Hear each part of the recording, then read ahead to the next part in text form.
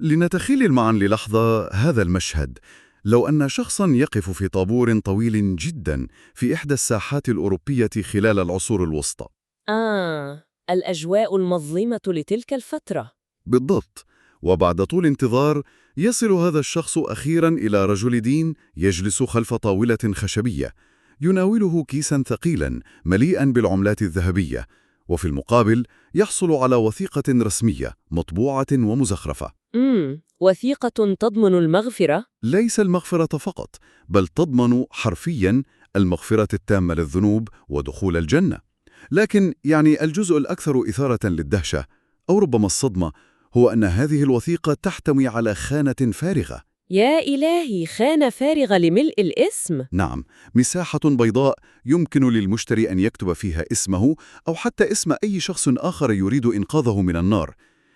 لو نظرنا إليها بمعايير اليوم تبدو كأنها صفقة تجارية بحتة أو ربما عملية احتيال مكشوفة. صحيح، تبدو كذلك تماماً بالنسبة لنا الآن، لكن لفترة طويلة، لمئات السنين، كانت هذه ممارسة مؤسسية رسمية جداً وشكلاً من أشكال التشريع الديني المعتمد. وهذا ما يجعل المرء يتوقف ويفكر كيف وصلنا إلى هنا؟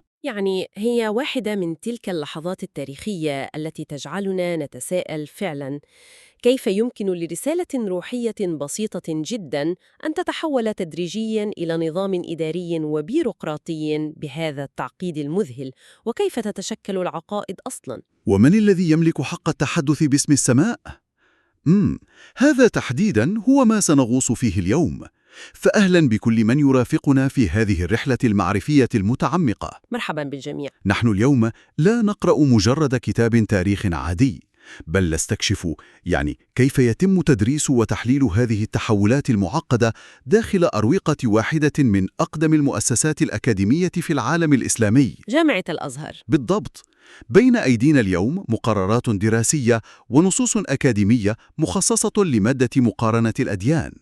هدفنا هو تفكيك هذا المنهج لنفهم كيف ينظر العقل الأكاديمي الإسلامي إلى مفهوم الدين من الأساس، وكيف يحلل رحلة تطور مصادر التشريع خاصة في اليهودية والمسيحية. صحيح، وصولاً في النهاية إلى فهم الخصائص التي يرى الإسلام أنها تميز نصه المقدس وهو القرآن الكريم عن غيره من النصوص. وما يجعل هذه المقررات الأكاديمية مثيرة للاهتمام حقاً هو أنها لا تكتفي بسرد الأحداث التاريخية بشكل متسلسل وجاف، بل تحاول الغوص في علم الاجتماع الديني والسياسي أيضاً.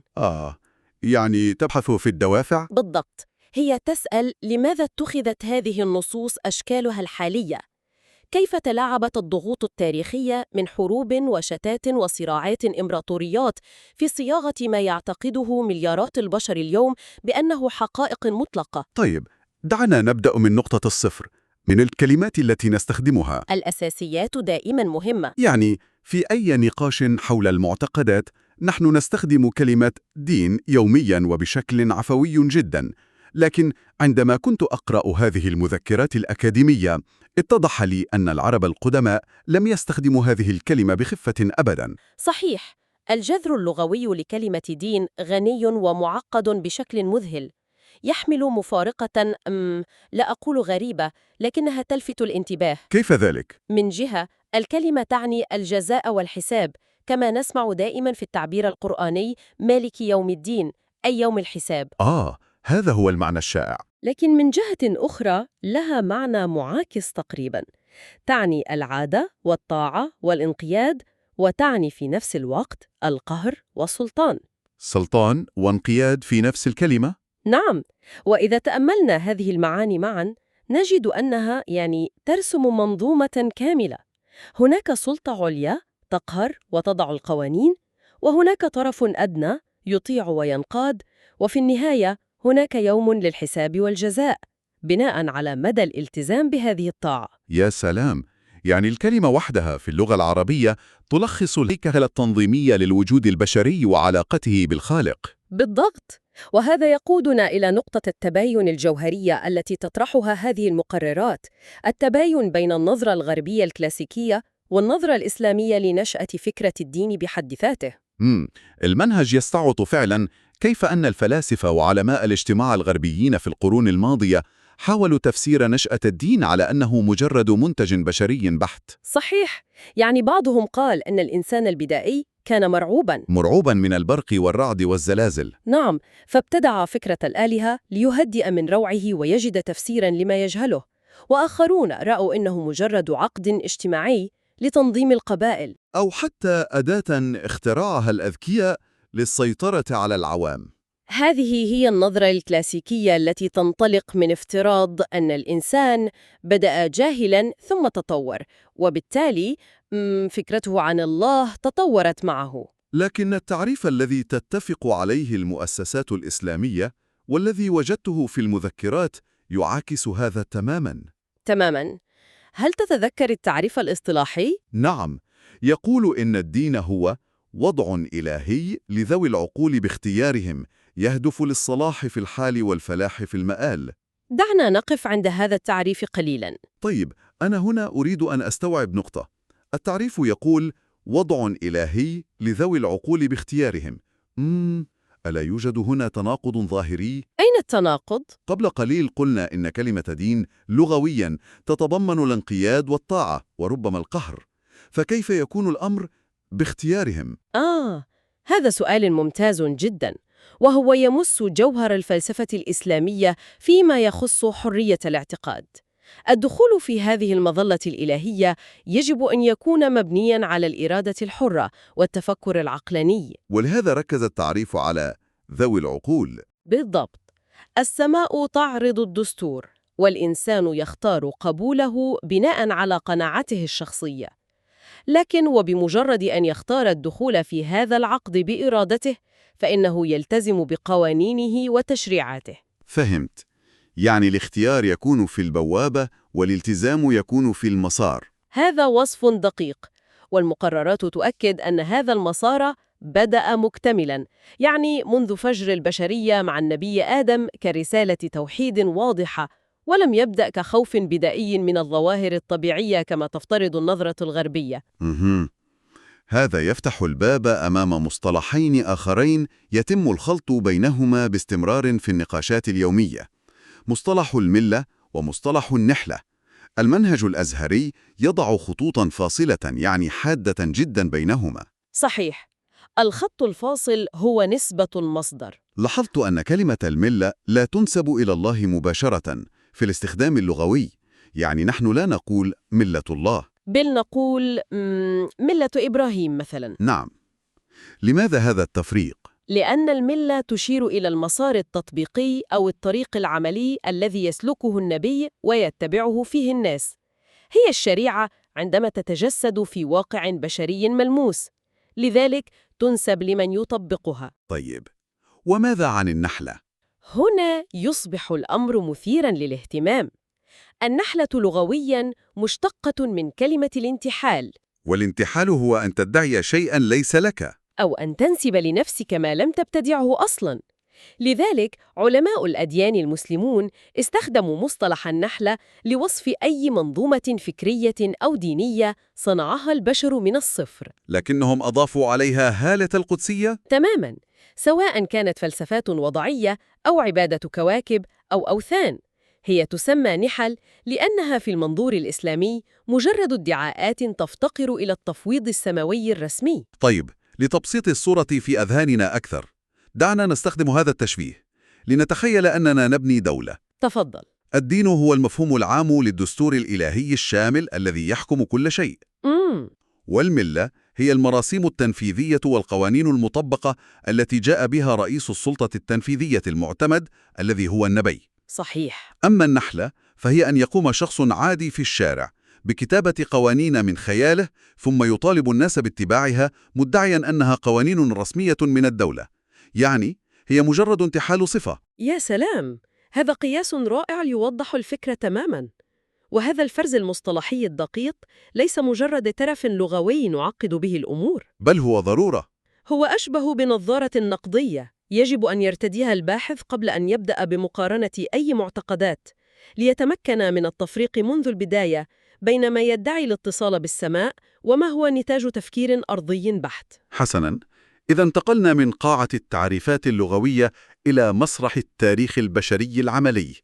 كيف تعاملت الأمم السابقة مع هذا الدستور الإلهي؟ دعنا ننظر إلى التجربة اليهودية كما يحللها ويشرحها هذا المنهج. المنهج يعترف بوضوح بالتوراة أو ما يعرف بالعهد القديم ككتاب سماوي في أصله الأولي. صحيح، الإسلام يقر بأصل التوراة. لكنه في نفس الوقت يطرح إشكالية كبرى حول المصادر التشريعية الأخرى التي هيمنت على حياة اليهود لاحقاً، وعلى رأسها كتاب التلمود. التلمود يمثل حالة دراسية مذهلة حقاً لكيفية تغلب الأحداث التاريخية على الوحي. يجب أن نفهم أن التلمود ليس كتاباً أنزل من السماء، وهم أصلاً لا يدعون ذلك. إذن ما هو؟ هو عبارة عن موسوعة ضخمة جداً من الشروحات، الفتاوى والتعاليم التي دونها الحاخامات عبر قرون طويلة. لكن لكي نفهم لماذا كتب التلمود، يجب أن نفهم الألم التاريخي الذي ولده. أنت تتحدثين هنا عن السبي البابلي والشتات العظيم؟ نعم، تحديداً. لنتخيل مجتمعاً دينياً تدمر عاصمته بالكامل، ويحرق هيكله المقدس الذي يمثل مركز هويته، ثم يساق علماؤه ونخبة كأسلى إلى بابل. صدمة حضارية مرعبة. مرعبة. هم فجأة يعيشون في بيئة غريبة، بيئة وثنية، ومحاطون بثقافات ضخمة تهدد بابتلاع هويتهم تماماً. الخوف من الفناء والذوبان كان هو الهاجس الأكبر. وفي هذه اللحظة الحرجة تدخل الحاخامون لإنقاذ ما يمكن إنقاذه. بالضبط. بدأوا بتأليف وتدوين قوانين وتشريعات تفصيلية تتدخل في أدق تفاصيل الحياة اليومية للفرد. الهدف كان خلق أسوار غير مرئية تحمي اليهودي من الاندماج في المجتمعات الأخرى. إذن الصدمة التاريخية وغريزة البقاء هما ما دفع لظهور التلمود كأداة حماية. صحيح. لكن المذكرات التي نناقشها تشير إلى نقطة خطيرة، وهي أن غريزة البقاء هذه تحولت تدريجياً إلى نوع من الانغلاق الحاد جداً، بل وأنتجت تشريعات ذات طابع عنصري في بعض الأحيان. وهذا ما يحدث غالباً عندما يتم التشريع تحت وطأة الخوف. المنهج يذكر مثلاً أن التلمود يحتوي على نصوص تبيح مال غير اليهودي وتعتبره حقاً مستباحاً لليهودي في ظروف معينة. وهذا هو الأثر الجانبي لتحويل الخوف إلى تشريع ديناميكي. عندما تكتب قوانينك وأنت تشعر أن العالم كله يتآمر ضدك، فإن تشريعاتك ستتسم بالعداء والشك تجاه الآخر. دفاع وهجوم في نفس الوقت. نعم، الحاخامات أرادوا تسييج المجتمع، هذا كان هدفهم، لكنهم في طريقهم لتحقيق ذلك رفعوا شروحاتهم البشرية إلى مرتبة تفوق أحياناً النص التوراتي الأصلي في التطبيق العملي. وهذا تحديداً ما ينتقده المنهج الأزهري بشدة، تحول اجتهاد البشر القابل للخطأ إلى مرجعية مقدسة أعلى من الوحي نفسه. بالضبط. طيب، المنهج يذكر أيضاً مصدرين آخرين للتشريع في اليهودية: قرارات مجالس السنهدرين. السنهدرين، وهي تشبه محكمة عليا مكونة من 71 قاضياً وحاخاماً مهمتهم تشريع القوانين وإصدار الأحكام. وهناك تفنيد مثير للاهتمام لمفهوم القبالة.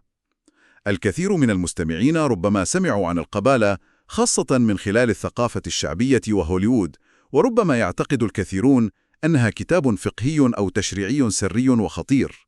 وهذا خطأ شائع جداً يصححه المنهج بوضوح. القبالة ليست مصدراً تشريعياً على الإطلاق. حقاً؟ نعم، هي عبارة عن نصوص وتأملات صوفية روحانية، وغالباً ما تكون باطنية ومليئة بالرموز والأرقام المعقدة. سبب الخلط هو أن طبيعتها الغامضة والسرية جعلت الناس يظنون أنها تحتوي على قوانين أو تعاويذ مخففية. لكن لا يبنى عليها فقه. مستحيل. لا يمكن لأي حاخام أن يستخرج حكماً فقهياً أو قانوناً ملزماً لحياة الناس من نصوص القبالة. هي للروحانيات، بينما التلمود والسنهدرين هما المرجعان للتشريع وإدارة الحياة اليومية. طيب، هذا يطرح تساؤلاً جوهرياً. نحن رأينا كيف تدخل الحاخامات لحماية الهوية في ظل الاضطهاد والشتات البابلي، لكن اليهود لم يكونوا الوحيدين الذين تعرضوا للاضطهاد في التاريخ القديم. أكيد. المسيحيون الأوائل أيضاً عانوا كثيراً. بالضبط. واجهوا بطش الإمبراطورية الرومانية لقرون.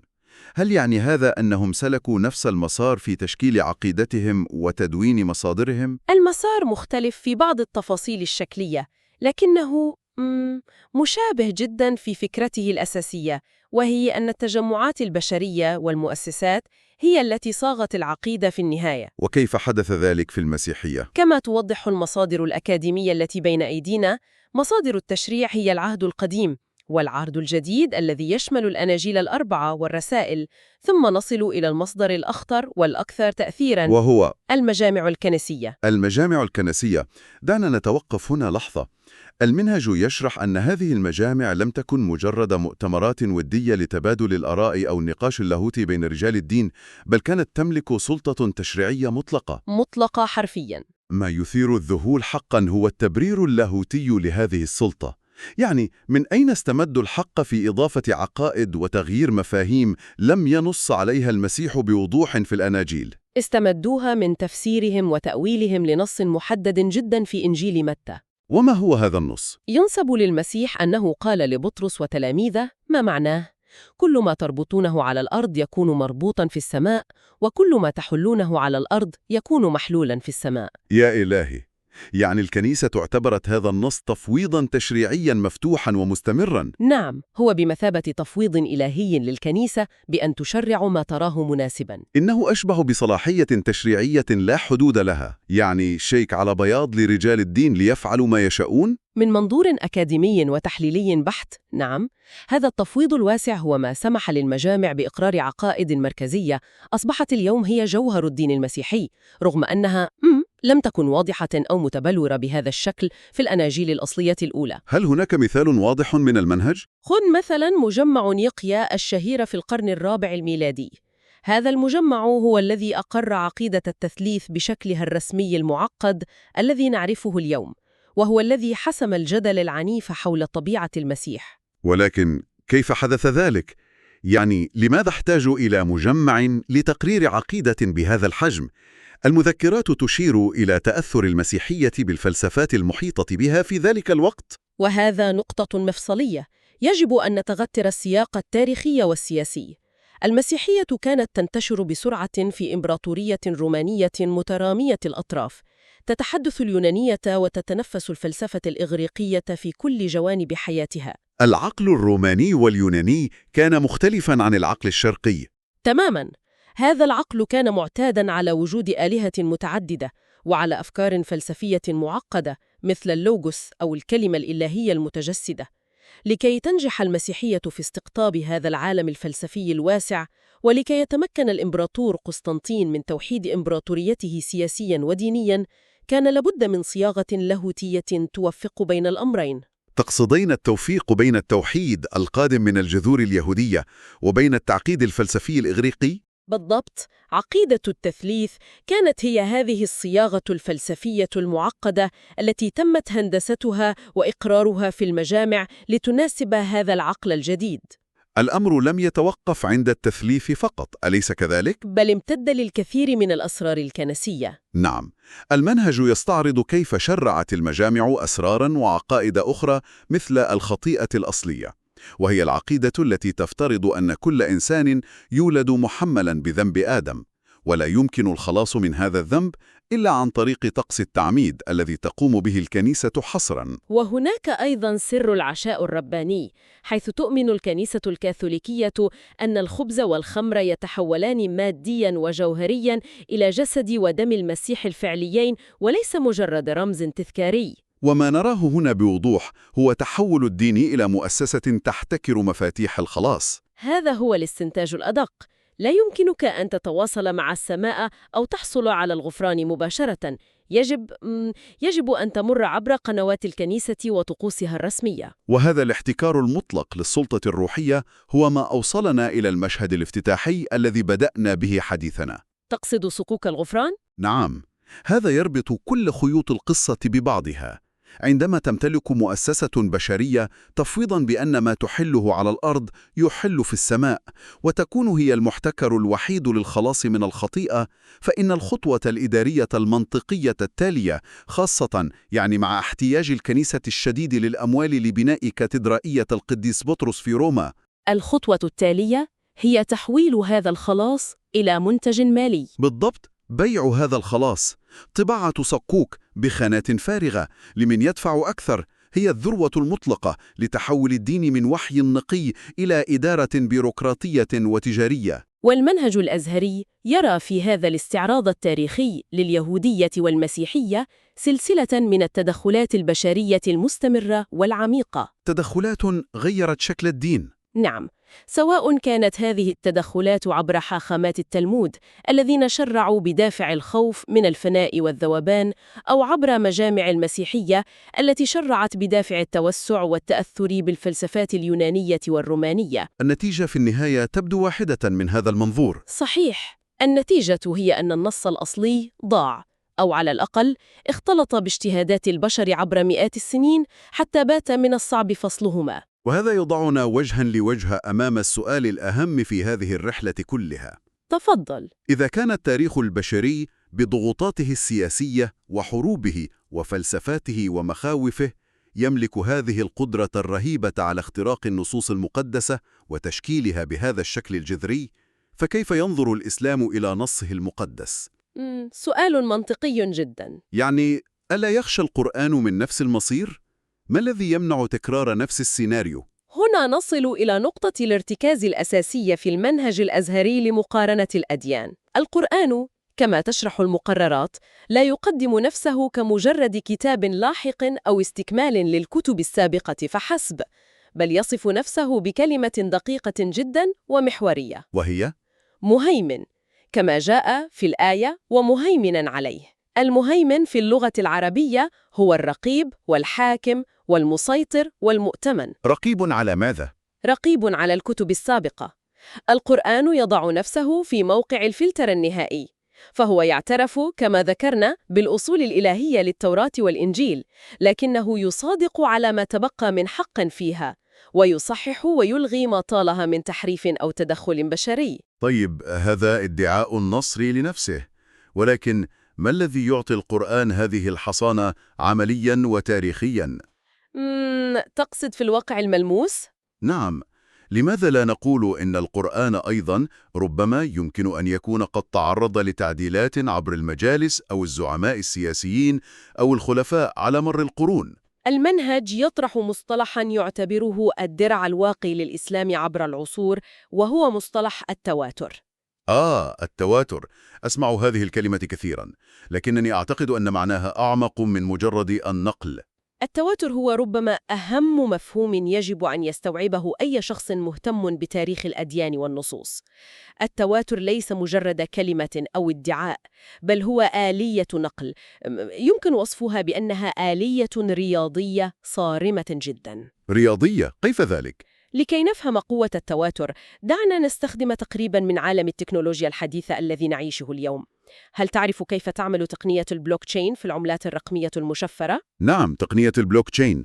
فكرتها تعتمد على أن المعلومات أو السجلات المالية لا تخزن في حاسوب مركزي واحد أو سيرفر واحد يمكن اختراقه وتغيير بياناته بسهولة. بالضبط. بل توزع نسخ متطابقة تماما من هذه المعلومات على ملايين الحواسيب حول العالم. فإذا حاول شخص أو جهة تعديل نسخته الخاصة لتزوير معاملة، سترفضها الشبكة فوراً لأنها لا تتطابق مع الملايين الأخرى. يا سلام! نظام التواتر في الإسلام هو بكل بساطة النسخة البشرية من البلوك تشين، وقد بدأ العمل به قبل أكثر من 1400 سنة. تشبيه عجيب. التواتر يعني أن ينقل النص القرآني حرفاً بحرف وحركة بحركة جمع غفير من الناس عن جمع غفير، جيل بعد جيل. أعداد ضخمة في كل طبقة. نعم، وهؤلاء الناس ينتشرون في مناطق جغرافية متباعدة جداً، من الأندلس غرباً إلى حدود الصين شرقاً، ولا يجمعهم أي رابط سياسي واحد أو مصلحة مشتركة، مما يجعل اتفاقهم على اختلاق كذبة أو تواطؤهم على تغيير آية واحدة أمرا مستحيلا رياضيا ومنطقيا. تماما. هذا يفسر لماذا لم يمتلك أي خليفة أو حاكم مسلم أو مؤسسة دينية مهما بلغت قوتها وبطشها سلطة تغيير حرف واحد في القرآن. لأن دفتر الأستاذ أو السجل المركزي ليس موجودا في خزانة يمكن سرقتها، بل هو موزع في عقول وحناجر الملايين من المسلمين، ليس حكرا على مجمع كهنوتي مغلق يمكن التأثير عليه. وهذا يقودنا مباشرة إلى الخاصية المعجزة الأخرى التي يركز عليها المنهج الأزهري كثيراً، وهي التيسير للحفظ. ولقد يسرنا القرآن للذكر.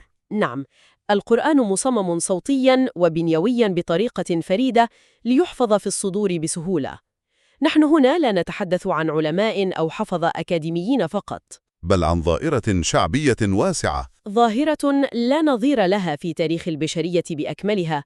نحن نتحدث عن أطفالاً في سن السادسة أو السابعة في دول بعيدة عن العالم العربي مثل أندونيسيا أو السنغال أو تركيا، أطفال قد لا يستطيعون التحدث بجملة عربية واحدة في حياتهم اليومية للتواصل، ومع ذلك يحفظون هذا الكتاب كاملاً بآياته وصوره وتشكيله، ويتعرفون على أي خطأ بسيط في التلاوة أو حركة الإعراب في جزء من الثانية. فعلا إنها ظاهرة نراها يوميا في المسابقات والمساجد، لدرجة أننا ربما فقدنا الشعور بالدهشة تجاهها لتعودنا عليها. لكن عندما تقارن هذا المشهد المذهل بنصوص الأديان الأخرى التي ضاعت أصولها اللغوية الأولى واعتمدت على الترجمات المتتالية من العبرية والآرامية إلى اليونانية ثم اللاتينية وغيرها، وتخضع في النهاية لاحتكار تفسير صارم من قبل سلطة كنسية واحدة تدرك حينها حجم الفجوة الهائلة في طرق حفظ النص، القرآن حفظ نفسه بالبقاء حياً ونابضاً في الذاكرة الجماعية الموزعة للملايين، وليس فقط بين دفتي كتاب ورقي أو مخطوطة يمكن إتلافها أو إخفاؤها. أضف إلى ذلك ما تشير إليه المقررات من مسألة وحدة المضمون القرآني، يعني ورغم أنه نزل مفرقاً قطعة عبر 23 عاماً وفي ظروف متقلبة جداً بين حرب وسلم وضعف وقوة، إلا أنه لا يعاني من أي تناقض داخلي في بنيته أو تشريعاته. وحتى القراءة ذاتها، التلفظ بحروفه من سورة الفاتحة إلى سورة الناس، تعد عبادة محضة في الإسلام ويؤجر عليها المسلم. وهذه العبادة اليومية تضمن استمرارية تداوله وقراءته في صلوات الملايين حول العالم، مما يرسخ الحفظ أكثر فأكثر. يا لها من رحلة فكرية وتاريخية قمنا بها اليوم. دعنا نلخص قليلاً ما مررنا به. تفضل. بدأنا بتفكيك المصطلحات، وأدركنا كم هي دقيقة لغة الضاد في التمييز بين الدين كوضع إلهي شامل، والملة كمسار تطبيقي، والنحلة كاختراع وانتحال بشري محض. صحيح. ثم راقبنا كيف تلاعبت الصدمات التاريخية القاسية وغريزة البقاء بالحاخامات ليدونوا التلمود كحصن مجتمعي أدى بهم في النهاية للانغلاق. وانتقلنا لنشهد كيف صاغت المجامع البشرية تحت ضغط الإمبراطورية والفلسفات الإغريقية عقائد المسيحية المركزية وطقوسها الإدارية وصولاً إلى صكوك الغفران. وفي النهاية فهمنا الآلية العبقرية للتواتر، البلوك تشين البشري التاريخي الذي جعل القرآن كتاباً مهيمناً ومحصناً ضد كل أشكال التلاعب والتحريف. وأعتقد أن إدراك هذه الفروق ليس مجرد ترف فكري أو حشو أكاديمي للنخبة أبداً. هذه الأديان ومصادرها يمنحنا درعاً واقياً من الإرباك الفكري، ويعطينا تقديراً أعمق للصرامة المنهجية التي اتبعها الإسلام في حفظ نصه. كلام سليم جداً، ولا يمكن أن نغلق هذه الرحلة دون أن نترك فكرة تدور في أذهان من يتابعنا.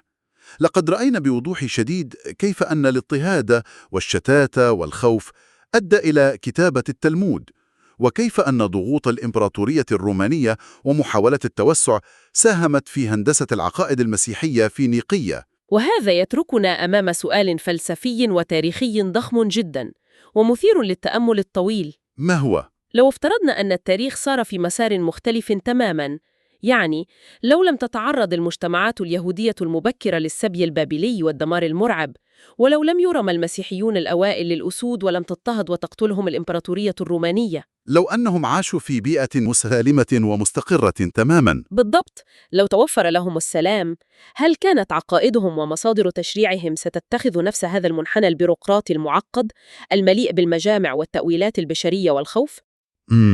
سؤال صعب.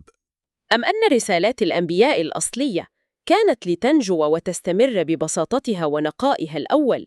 وهل الطبيعة البشرية بطبيعتها تميل دائماً إلى تعقيد ما هو بسيط بهدف السيطرة عليه واحتكاره حتى وبدون أي ضغط سياسي أو خارجي؟ تساؤل يفتح أبواباً واسعة جداً للتفكير في هشاشة الفهم البشري أمام جبروت التاريخ وتقلباته، والتأثير العميق للسياسة والخوف على ما نعتقد أنه نقي ومطلق. شكراً جزيلاً لكل من شاركنا هذا الغوص المعرفي الشيق، وإلى لقاء آخر نستكشف فيه أعماقاً جديدة ومثيرة.